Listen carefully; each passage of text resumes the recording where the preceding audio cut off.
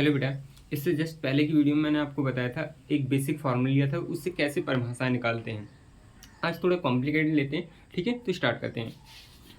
आज हम आपको और बता दें, हम आज कूलाम के नियम का फॉर्मेट तक बना देंगे, फिर उससे कैसे आप परिभाषा निकालेंगे वो देख लेना, ठीक है। तो देखो, हमने कल बताया था क्या आपको, हमने आपको बताया था अगर F बराबर ए बी है, फिलहाल यहाँ बाई था कल, ठीक है। तो अगर मुझसे बोला जाए कि F की परिभाषा दो, तो F को मैं कैसे बोलूँगा।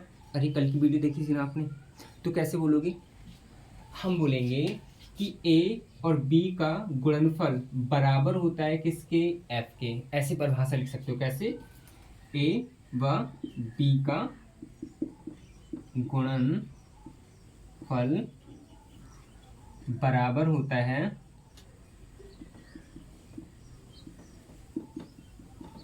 F के, ठीक है।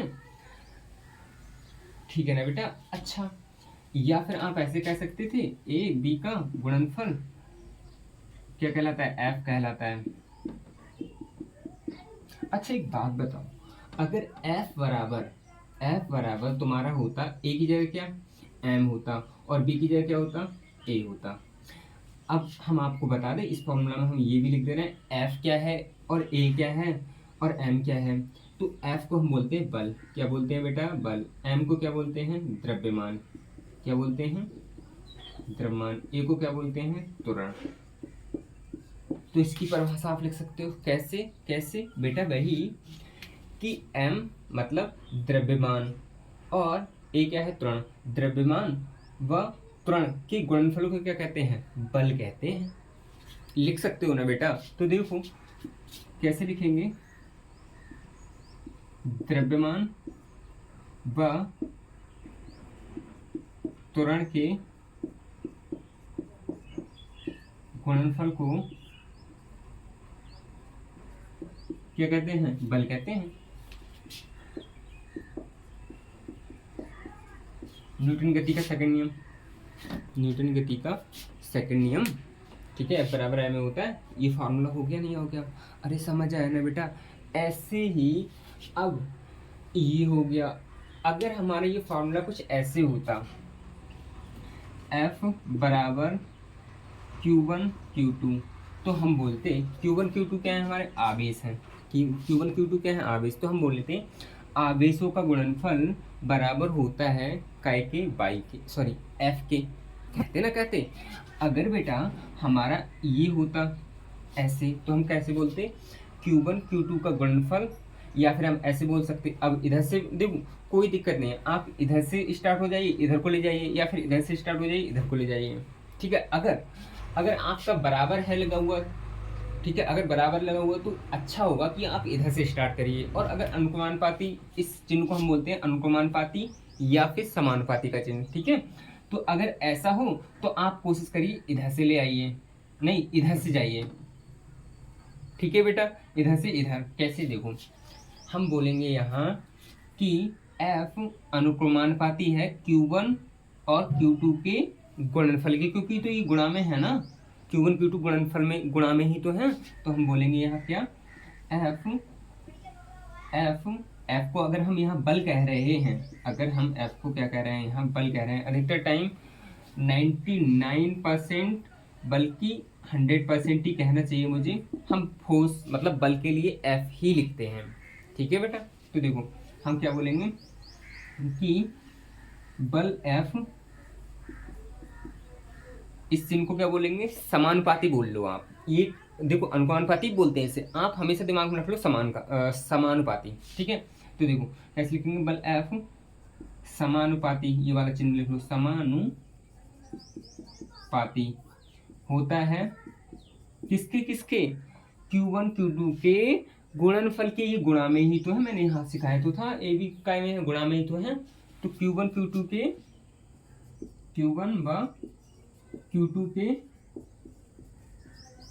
गुणनफल के, बस हो गया, ये इतना हो गया। अच्छा अगर हमारा थोड़ा और इसके बटे में कुछ होता तब क्या करते, थोड़ा कॉम्प्लिकेटेड लेते हैं इसे, तो देखो बेटा F बराबर अगर हमारा होता F अनुपाती Q1 बटे R या Q1 Q2 बटे R ये होता, तब क्या करते? तो देखो हमें इतनी परिभाषा ये वाली समझो, समझो ये फॉर्मूला मैंने अभी लिखा है F अनुपाती Q1 Q2, ठीक है, बटे क्या R बटे R। तो बेटा F अनुपाती किसके? Q1 Q2 के होता है, F अनुपाती Q1 Q2 के बटे क्या R। कैसे बोलेंगे? हम बोलेंगे कि F परिभाषा कैसे देंगे? F या फिर बल कह देते हैं, बल F समानुपाती है, समानुपाती है। अगर आपको बहुत छोटी परिभाषा लिखनी तो मैं वो बता देता हूँ, पहले बाद में बताऊंगा, डिटेल भी बताऊंगा। तो आप सीधे लिख देना बल F समानुपाती है Q1 Q2 बटे R के, बस हो गया, खेल खत्म हो गया। अगर वही यहाँ मैं कूलाम का नियम बताना चाह रहा हूँ, ठीक है, और कूलाम का नियम क्या होता है? यहाँ R स्क्वायर होता है। अगर हमारे दो आवेश Q1 Q2 इतनी दूरी पर रखे हों और इनके बीच की दूरी R हो, तो ये फॉर्मूला आता है कूलाम का नियम अनुसार, वो ये आता है, ठीक है। इसकी परिभाषा कैसे देंगे? कुछ नहीं, बहुत ज़्यादा हटने की नहीं, आप सीधे बोल दो बल F समानुपाती होता है।